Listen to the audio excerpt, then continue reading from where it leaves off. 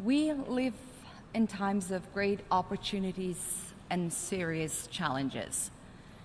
We are more interconnected than ever, yet the world remains divided in many ways. Technological developments have enabled our world to truly become a global village.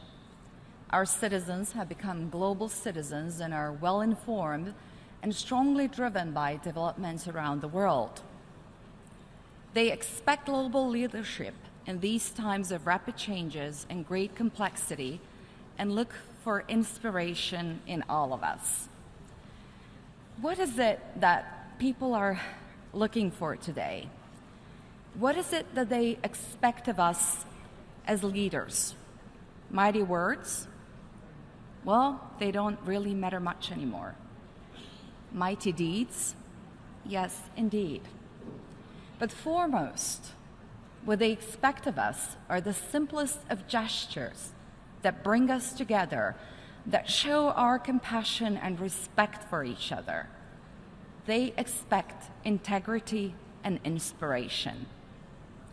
This summer, of all things, football triggered a global response, uniting us for a moment in our common aspirations for excellence. After the success of the Croatian national team, I have received so many congratulatory letters and messages from all corners of the world, from China and Australia and Saudi Arabia, from France to Trinidad and Tobago and Nepal, and I thank everyone for their kind words. Team Croatia really played well. They won our hearts, kindly said Vishal Bagale of India, and Shabir Alam wrote in Croatian, Svi kao jedno. We are all like one. Gilberto Castillo of Colombia pointed out, final, well deserved by a country that stands as a great example after its hard historical situations experienced. Quite an example to follow. A 14-year-old girl from Dhaka, Bangladesh, was especially persistent in getting her message through. This year, the whole world has recognized a small, beautiful country, Croatia, and the power of football. Now, the world knows how powerful a small, beautiful nation can be. And this is just a fraction of the messages. And what most of them had in common, what I could read through each of them, is that Croatia, a country not big in terms of the size of its territory or the number of its population, or even its economic means, has thus become a metaphor for all of these kind people who congratulated us of what a country can do to inspire others and to arrive on top of the world, winning the hearts of people worldwide and rousing enthusiasm that each of their countries can do the same. The value of a nation is not measured by its size, underlined Bernard Stem of France. And indeed, to excel, you don't need physical size. You need heart and persistence. And above all, you need to share a vision and to work together to make it happen. It's not the size of one's territory that matters. It is the size and quality of ideas. Magnitude is not measured only in volume, but even more so in determination to reach the goal. Croatian individual players might have shown great skill and technique in the field, but the reason that they triumphed was because they played together as a team. Excellences, the United Nations is a place where we must show our willingness to act together and play together as a team. Our adversaries are many. Poverty, hunger, terrorism, extremism, and instability, lack of education, gender inequality, and exclusion of women in many societies, environmental hazards, endangered security, and trampled human dignity. and we, the leaders, should think of ourselves as a team that needs to work together, to take advantage of our strengths and to address our weaknesses in order to make our world a better place and to inspire excellence globally. We should lead not only in managing crises and solving problems, but in spreading hope and optimism as well. We must demonstrate our humanity, solidarity, and compassion.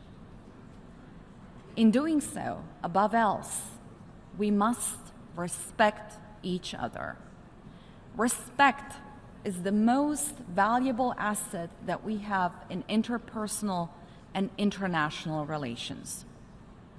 It is our responsibility as UN member states to maintain the relevance, the effectiveness, and the efficacy and the efficiency of our organization, and to be up to the task for whatever challenge that may arise in front of us. However, raising awareness of the most pressing issues is not enough. We must also push for the adoption of the necessary instruments and frameworks, and most of all, secure their implementation. Without such an approach, this podium will remain a self-serving global stage. Just words without deeds. Through the years, we have learned, often the hard way, that governments and international organizations alike have their limits. This has also taught us of the value and importance of inclusiveness and of the important role that the private sector, academia, civil society, and brilliant individuals can have in many different fields. Croatia has many Luka Modric, and not only in sports. Our people excel in so many areas. Marin Soljacic, who is a modern-day Nikola Tesla, is developing a wireless transfer of energy. Eva Tolic, with her breakthrough work in molecular cell biology. Ivan Mrvoš, developer of smart city furniture for the cities of the future. Mate Rimac with his electric cars, to name just a few among the countless others. So let us push formal limits of our organizations away from us. Let us embrace the talent that is abundant around us. Let us inspire through science and innovation, through our brilliant individuals at home and in our well-established, hardworking diaspora around the world. Let us inspire through our dedicated and tireless work in the United Nations. Deeds, not words. Inclusion, not exclusion or isolation. Empowerment, motivation. Those are the keys to success. We are the global village, but more often than not, we tend to miss the opportunity to bring the global agenda to our homes, to our communities, and our families. Likewise, we forget to include our homes, communities, and families on the global agenda. It takes great tragedies caused by catastrophes, global crises, wars, and climate change to remind us all of what we all stand to lose. In today's world, such an approach embodied in multilateralism is under ever-increasing strain. This is of particular concern since the most important issues for the mankind cannot be resolved by any state single-handedly or in isolation. Multilateralism is indispensable. But I would agree with those who call for changes in the multilateral system. We should not be complacent, and we need to rethink decades-old mechanisms and instruments in order to adapt them to the modern times and contemporary needs.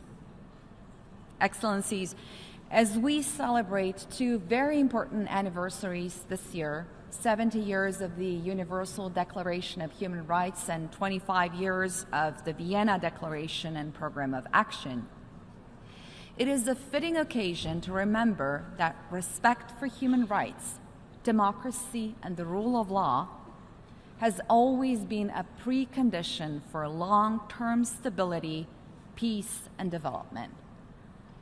We should not forget the 70th anniversary of the Convention on the Prevention and Punishment of the Crime of Genocide either.